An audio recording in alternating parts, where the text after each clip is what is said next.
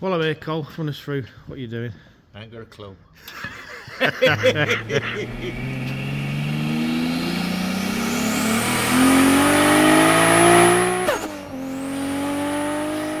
Right.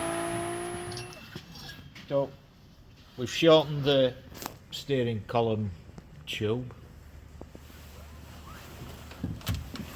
so I've done my measurements so I can slot this little baby in. It's off a, I don't know, it looks like a Corsa.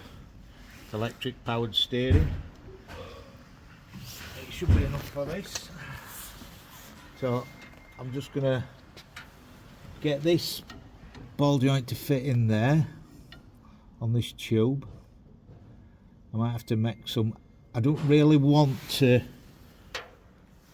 grind it down, make it narrow. This is what everybody does, they grind it down, they make it narrow, but it makes this weak.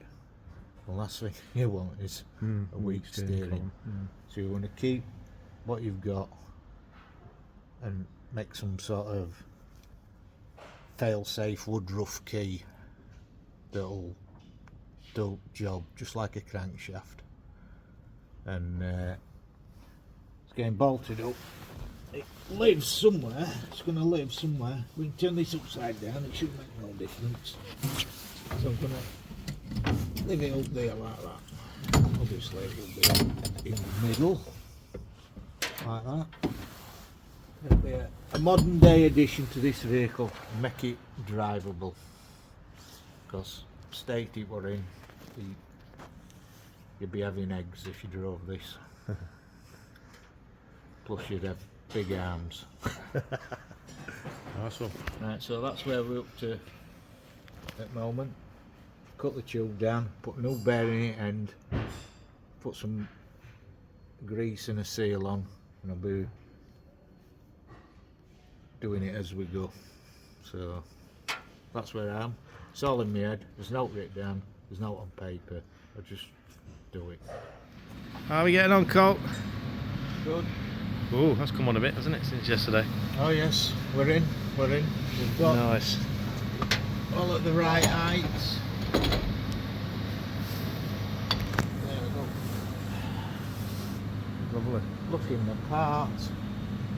Just got a bit more welding on this bracket and we're good to go. I'll get some welding done. So you've just shouted me over. What have you found? Right. What's happening is now we've got the steering column all into position, steering wheel on. So I'm looking to, before I start doing all niceties like putting covers on and stuff like that, I'm going to wire it up before I start doing out like that.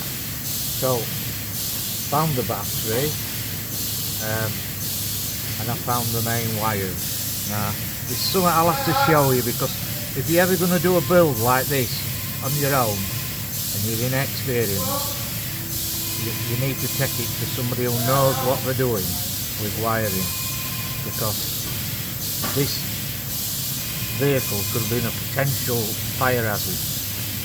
So I'll let you follow me around and I'll show you what I found. Right, so I found the main junction box from the battery. So we've got an alternator wire that runs all the way around past that little robin's nest there, and then up and into alternator, which isn't a problem with. It's a good route, but this junction box I would have had inside the cab, not outside the cab. Now this wire here, you see that, that's on, rubbing on the engine, it's not tied up, it's got no cleats on, it's got nothing. That is the main supply to the fuse box. So eventually in time that could have just, you know, rattled about like that, and hey presto, it's going to a big mega fuse there, so it'd have been glowing before it had actually blown. Nice. And then to top it all, if you look there, I've got wiring going back into the cab. So I took a wire that's come from from in the cab to out of the cab to back in the cab. Right. Whereas I could have put that wire, that main feed wire, could have gone inside the cab and finished inside the cab. But I can't stand an all without a grommet. Yeah. With a sharp edge and everything. It's just unprofessional. People that don't know what they're doing. They should really take some advice, you know, to doing these sorts of jobs rather than just lashing them together, you know, and to all intents and purposes. This chap could have taken this car away and just been driving about with a potential fire hazard. Right. So I'll send them more on that, and we'll just do what we can, tidy it up. I mean, I've not spoke to the customer. I don't want to be giving him every bill saying I found this, I found that. So I'm just going to make it safe, and then have a word with him about redoing stuff later on, because nobody wants massive bills, do they? No. And he wants to enjoy it. He wants it ready for summer, and he wants to enjoy it. So, hey, we're good. We'll crack on. So we'll talk about the steering. We've put some electrical powered steering on it. It's just to assist it a little bit, because there's a lot of weight over that axle, and it's like steering a Sherman tank. So what I've had to do, I've cut this steering tube down. I've made a joint that connects the electrical part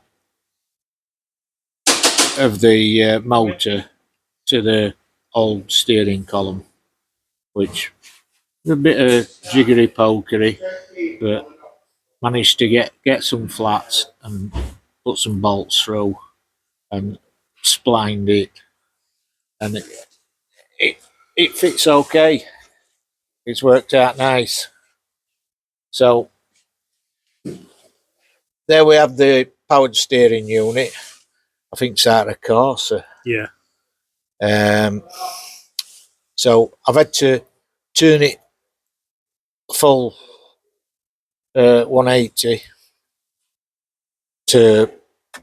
so it's at this side, so it's not impeding driving, you know, with your legs on clutch and brakes. So I don't know if you can see under there, I've got some strengthening brackets at the bottom. It's bolted where the original steering column were bolted as well, so it's got 4 different bolting points, and we've fitted the original steering wheel, a little bit of a cover on there. There's a 1UJ.